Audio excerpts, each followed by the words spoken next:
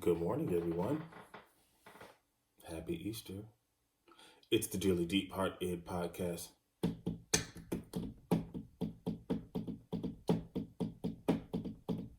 Dearly Deep Heart Ed. Boom! Got you another another intro. Hooked it up. Just boom! Right off the top of my head. Yeah. So this week's topic. Yeah. I guess I gotta make an admission. And it goes a little something like this. Yeah, I'm gonna play video games while I talk to you, so I'm probably not gonna be looking directly into the camera, but here's my confession or my acknowledgement. Actually, it's more of an acknowledgement. Um, I'm really single. There, I said it. Single AF. Um, I'm single in the sense of literally like this is like the first time that there's like not even a potential situation going on with me. There's no um, waiting period of someone coming around. There's no waiting period of someone coming back. Like that's like this is I feel it, which is mad wild. Like I feel like I'm not attached to anyone anymore. And I mean, obviously, you all know who I was attached to. And I don't mean like attached as in, like, oh, I love this person or don't love this person. I mean, like, this person is 100% now, like out of my life. That's what I mean when I say there's no, like, what I do now does not affect anything. Not that it did affect anything that she, did, but like it's like 100% like the done. Like that's where I'm at now. Like I'm not in a place where I feel like, oh, this is just for a little while, she's gonna hit me up, in a little bit, just to say hi or anything like that. Like, nah, guys, like this, I'm really single, but that's not even what the issue. I don't really call it an issue, but that's not even what I'm kind of like really wanting to talk about. Like we all knew that, I knew it, but it was more so the realization. It was the realization that, and age doesn't really make a difference for me when it comes to this, but I'm gonna say it just because I am now 38. My birthday was in August, so when I got about about another half a year before I'm 39, and I'm actually like full on single. And that really did just hit me this week. I actually wanted to record this episode a little bit earlier than I'm actually recording it because I didn't want to lose the real feeling of OMG, I'm actually single. But I think you can still feel it. I think you can still actually feel it. Um, this is not a bad thing. It's not a good thing or a bad thing, but it's definitely not a bad thing. It was just something that just hit me, and I was just like, I don't have anybody waiting on me to hit them up. Like, I'm like, I don't have anyone to, like, no one's like checking for me. I guess I'm trying to say, like, nobody's like, I wonder, like, do I need to hit him up to check on him? Not because of the quarantine, that's a whole different story, but nobody's like, what's he doing? I miss him. I mean, probably unless it's something, you know, just be real, unless it's something sexual. But I don't even have that. And I'm really, starting to realize, like, I put myself in this position because of who I thought I was and who I was waiting for my ex to come back around.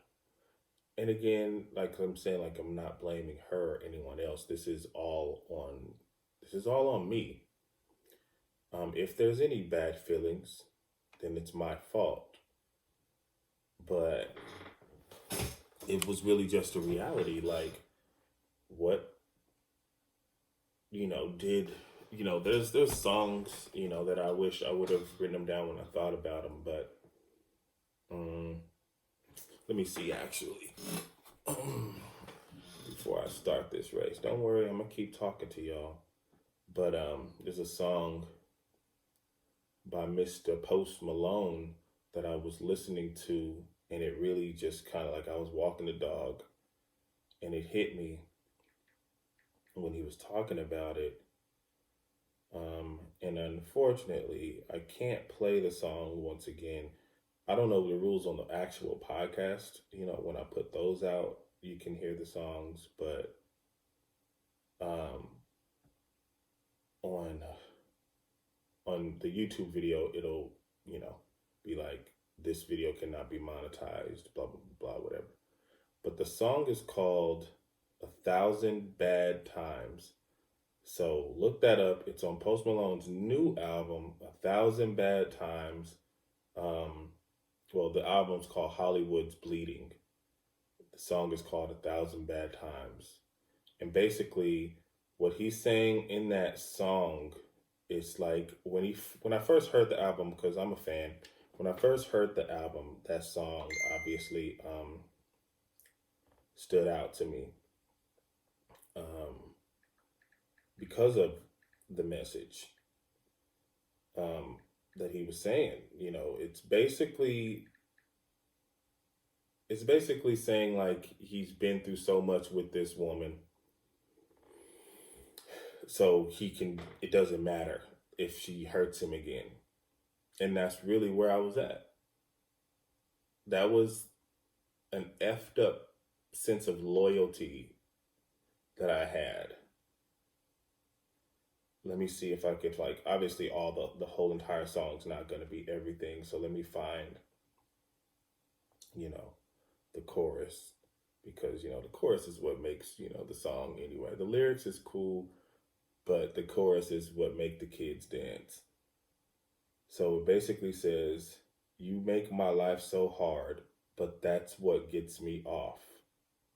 Now, I won't say it got me off, but it kept a challenge going. You know what I mean? Like, it kept a challenge. Like, I'm going to, you know, one day I'm going to get it right. So I'm going to keep trying, you know? I'm going to just keep on trying, because hard doesn't mean impossible. It just means you got to, try harder. You got to, it's like a game. It did become a game. And I've probably mentioned this before. Being in a relationship with her became a game, not in the sense of like playing and, playing around, but it was like, I don't even call it a game, like a puzzle, more so like a puzzle, a challenge. I had to get everything, precise and right to make it work. So you make my life so hard, but that's what gets me off. Didn't get me off. It made me want to work harder and do more. I had 1,000 bad times, so what's another time to me? You try to burn my house down, but what's another house to me? Because I can take anything that you give me. It's going to take a lot more to kill me. He said the B word. So thank you for the grave. I needed me a place to sleep. So when people, don't go in on posts like he not, a writer. I mean, obviously, I'm looking at the songwriters now also. He has other people, write with him, but he's listed as a writer. So I don't know if he wrote those lines, but I'm gonna just read it again, just so you know. This was so true. Now, the part about what's another house to me, obviously, I mean, I can go, rent somewhere else. I'm not going to buy another house or nothing like that or buy a house. But you make my life so hard, but that's what gets me off. I had 1,000 bad times, so what's another time to me? You try to burn my house down, but what's another house to me? Because I can take anything that you can give me. It's going to take a lot more to kill me, bitch. So thank you for the grave. I needed me a place to sleep. Like, that's cold. That is cold. Like, he basically saying, like, I'm going to be here regardless because, you know, you've hurt me so many times. I'm used to it. No big deal. Like, let's go. What you got? What you got now? You always gonna come back. We gonna rock again, and it's gonna go good for a minute. You're gonna try to kill me. And I'm gonna be cool again because that was my relationship. Like, and this isn't, again, I don't ever want to blame her for anything, so I'm not putting that on her, but things definitely go both ways. But we're talking about me now. I was in pain a lot of times. I'm talking about physical keel over, lay in the bed, can't get up, heartbreak, pain over this situation. Not this situation, not just this situation. I mean, all of the times. There were times when I was like, I'm not getting up until I hear from her. So, you know,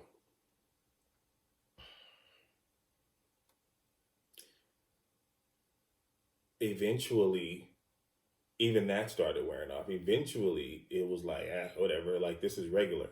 It doesn't happen every day, but this is our normal, you know?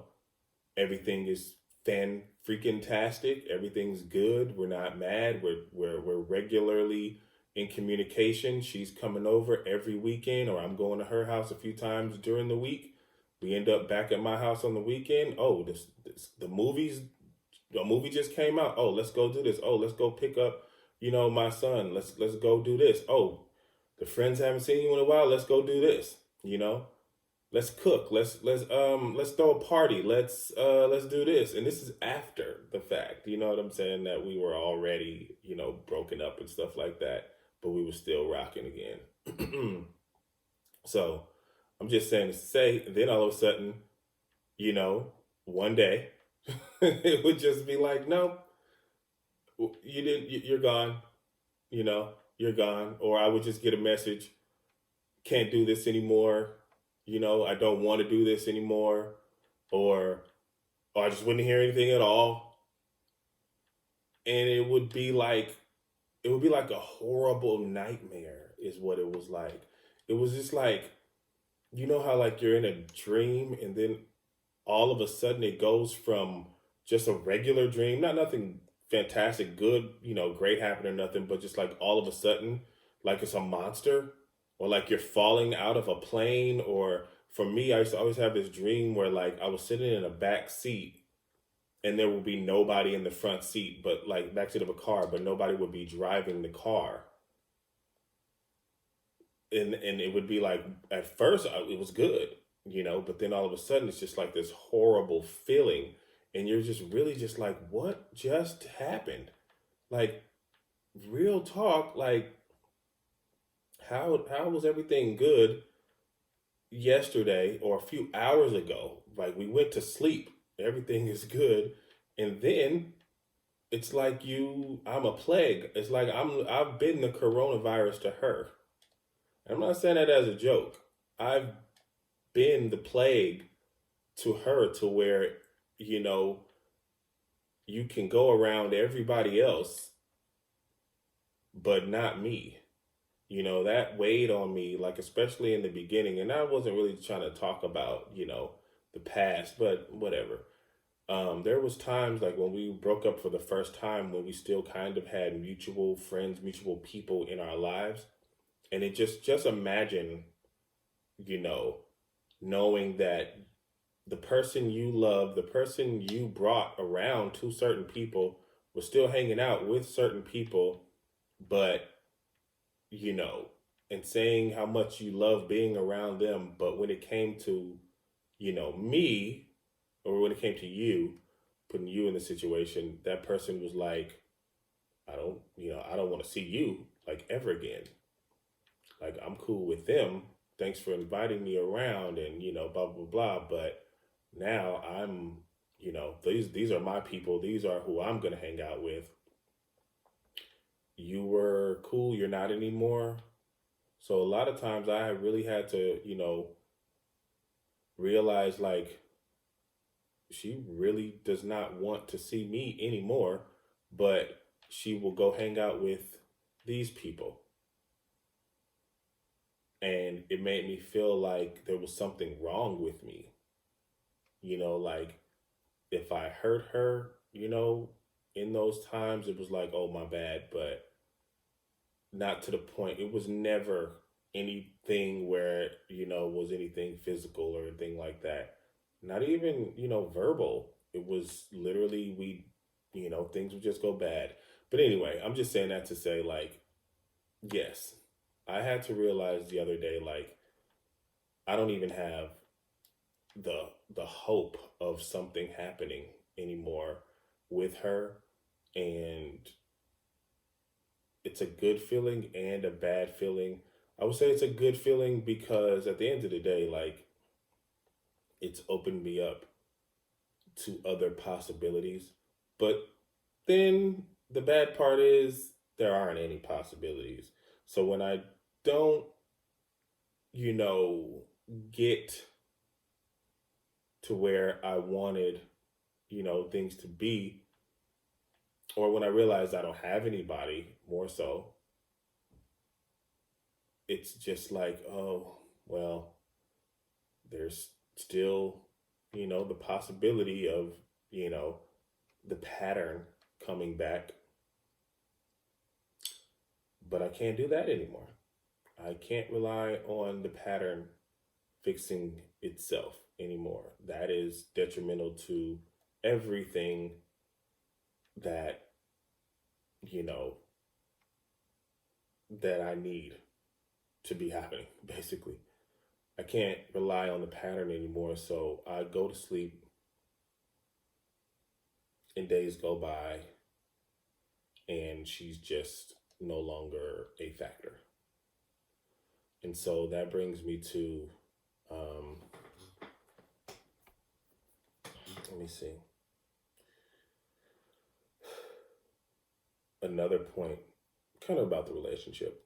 I don't want to jump into my other, part of the topic, but, it brings me to the times. Like, I feel like, I was a good boyfriend. I was a good on and off boyfriend, you know? Like, let me tell you how loyal I was in one situation, if you're still with me. So, in one situation, when she first left to go to the new state, when she moved,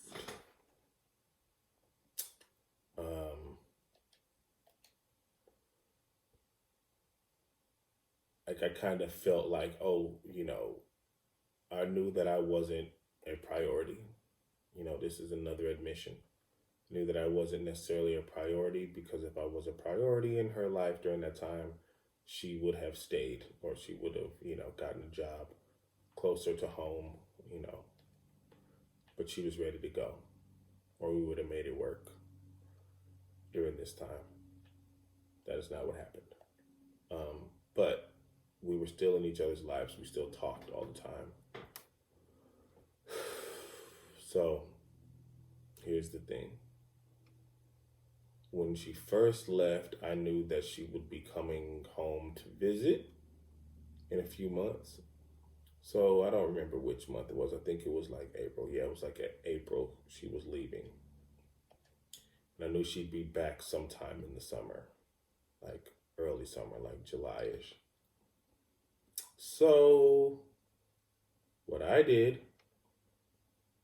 I vowed, not really to her, but to myself, to be completely loyal to her in the sense of I might flirt a little bit, but I'm not going to mess around or have sex with anybody while she's gone. This wasn't even my girlfriend. This wasn't someone who I was even saying, we're going to just make it a long distance relationship. But, I even knew the big possibility that, she could move out to another state and meet somebody. I knew that was possible. Of course, that was possible, right? But I still said to myself, I know she's planning on coming back. She's told me she's going to come see me when she does. We're still going to be us. We're going to hang out. We're going to do our thing. So I told myself, you know what? I'm not even going to mess with anybody. I mean, because, I was single. Of course, I still had other, women. But I was like, I'm cutting everybody off. And I did. From April, May, June, July, y'all count the months. Even told people like, nah, I can't. And I didn't. And then, she came back. And I felt fantastic that I didn't, that I held up my word, even just to myself. Felt great. That was one thing. The other thing was my bed. When we chose to get the bed together, she was going to pick it out and all of that. She could have helped pay if she wanted to, but I didn't really want her to. I remember telling, people that wanted to come see me to do things that we normally do, that no, if you come, we have to sit on my couch in my room. We can't get into bed. And they didn't understand why. And the reason why was because she hadn't been here yet to be in it.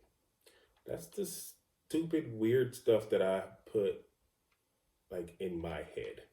Was like, no, I can't let another girl in my room before she sees the bed. She didn't even care when it came down to it. But I thought that I was putting out some magical vibes or something like that, some magic loyal vibes, planting some magic loyal beans in the atmosphere, in the universe, that would make that matter. That I didn't, mess around with any girls in our bed is what I was calling it, in our bed. Because that's the way I felt. We picked it out together,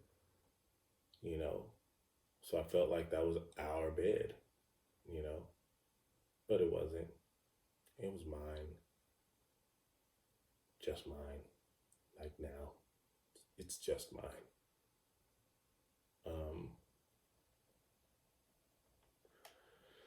So yeah, that's a little bit of the loyalty.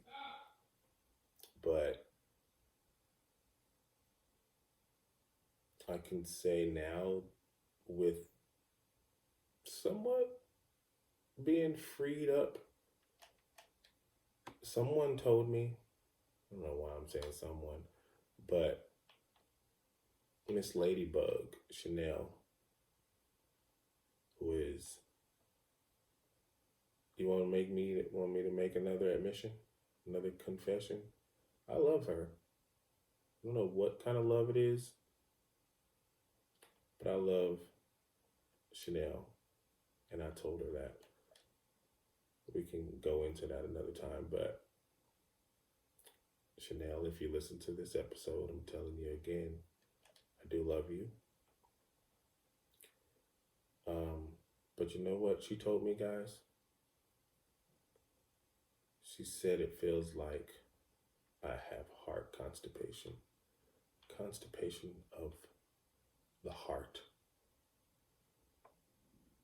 And when she said that,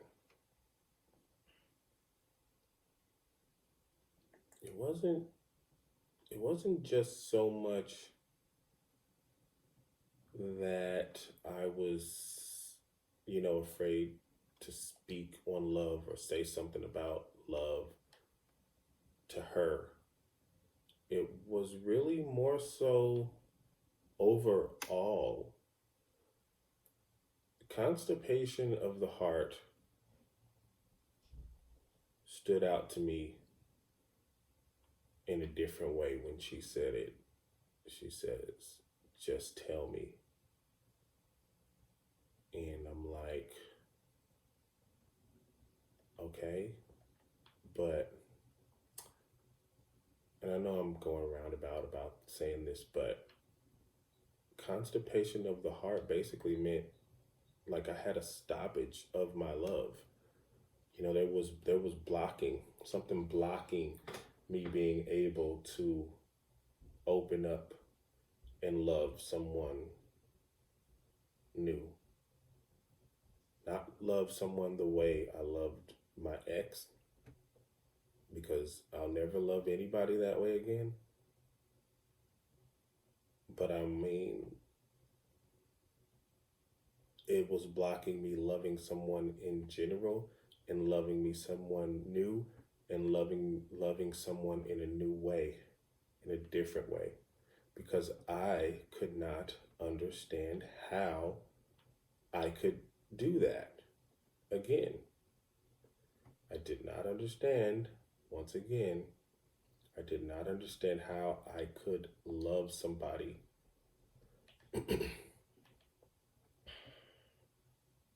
after all I went through with my ex. Didn't understand how I could open myself up to anyone again that way. Like, I'm open. Definitely, I'm open. Like, I speak openly. I share my actions in that sense. We all know that. But being able to say, I want this person, I desire this new person, not a thing. Like,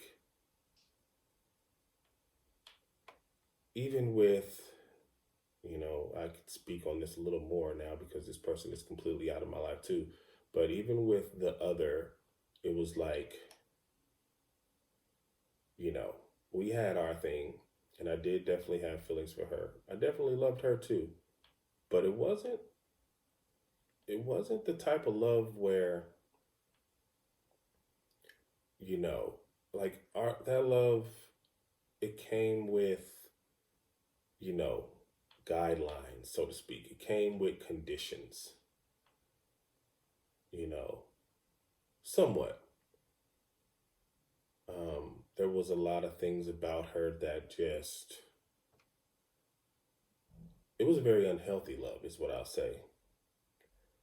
There was a lot of things that I, just did not admire about her, but I didn't care enough to not want her. It was like, whatever, like, nobody's perfect kind of thing. Actually, I do think everybody's perfect, to be honest.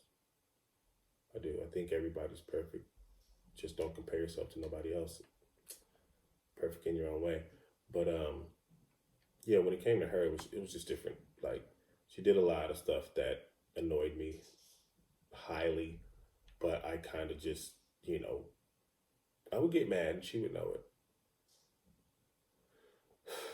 But this love that I'm now open to is a different type of love. And it's only really hard to talk about it because the person I'm talking about might listen to this. Not that, that has stopped me before. But, I just kind of feel like what I'm open to now is something that I was not open to even, you know, a few weeks ago. So, with that said, you know, it is definitely possible. Like me, even me saying this stuff is like, I know some people that will listen to this now, like, wow, like, I'm happy for you. I'm proud of you. But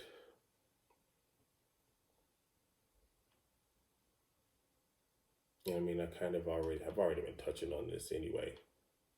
But it's just really to the point now where this person who I'm discussing, she is somebody who I look at as a special person to me now. I really do actually like her. Um, and hmm, it's like I didn't know that I had the capacity. I really, I didn't know that I had the capacity to have these type of feelings for someone who, especially who I haven't even met. So, I mean, maybe I'm tripping, but she's touched me in a way that I didn't think would matter. Like special people have came and gone in my life, like special women who I feel like could have been amazing, but they just don't even touch her. Sorry to say. Like, they just, and I've said this, it's like, it's always just something about a person that makes me, I don't know about you, but just makes me just want them and desire them in a certain way other than just physical or other than just she's a friend somebody to talk to, come over, hang out. You gotta possess this magic for me though. You probably have that magic and that effect on certain men,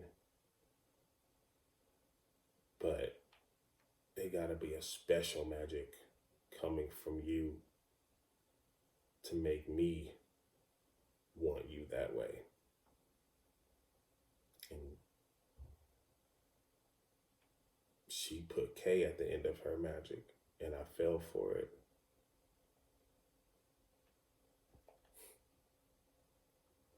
Um,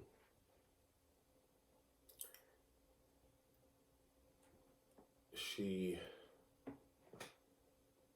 is like who I want times 10. You can decipher that if you dare.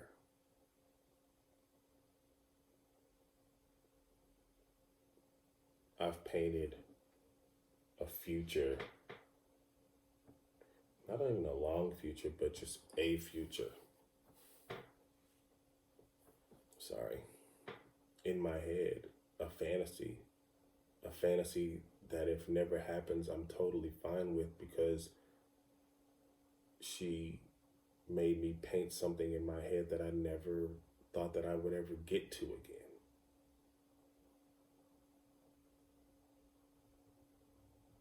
Desire is, for me now, a word that ties in with the word love.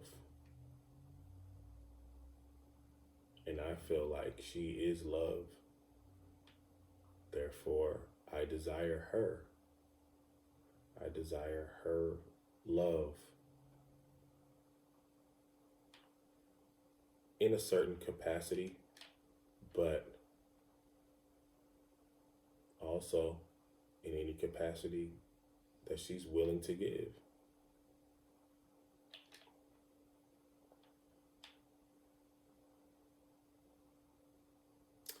It is not easy for me to say I love someone else, but it is also not hard. It's not easy and it's not hard. You know what it is? It just is. It just is.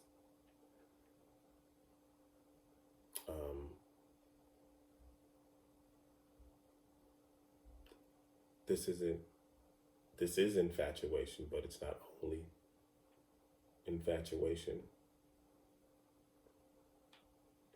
because to get me to where I'm at right now in my mind, in my heart, infatuation is just, I want to see this person. No. I want to more than just see this person. I want to feel this person. I want to hear this person's voice. I want to hold this person's hand and do absolutely nothing at the same time. And she deserves all of it.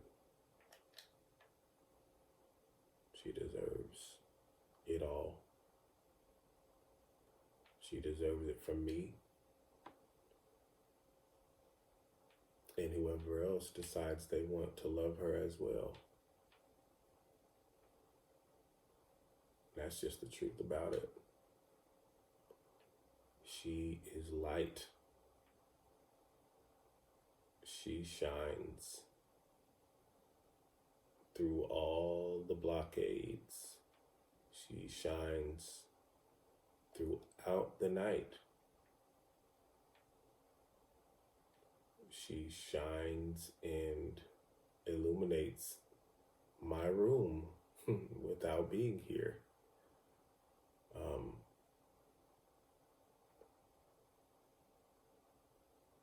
I feel her in a non-physical way. She makes me smile.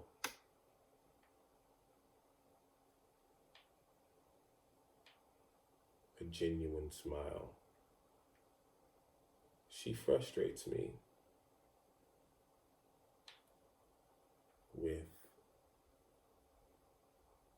who she is. And the fact that she's not here. The fact that she's so beautiful and amazing, and I can't have her all the time. Very frustrating. So frustrating that, like I said, I want to do things with her and for her, but it's not possible right now.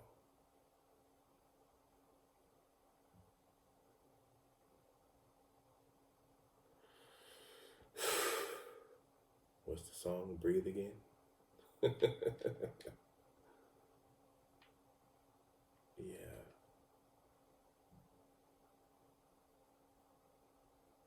And right now, only she deserves these words. But they are for everybody. So without further ado, there you have it. That made no sense at all. But there you have it. This is the Dearly Departed podcast. Thank you for listening. Maybe I'll put in the description, fast forward halfway through, so you don't have to hear me be ranting about my past, because I need to focus on this future of being open. Oh, that was gross. This future on me being open to beauty in a different form, to love in a different way.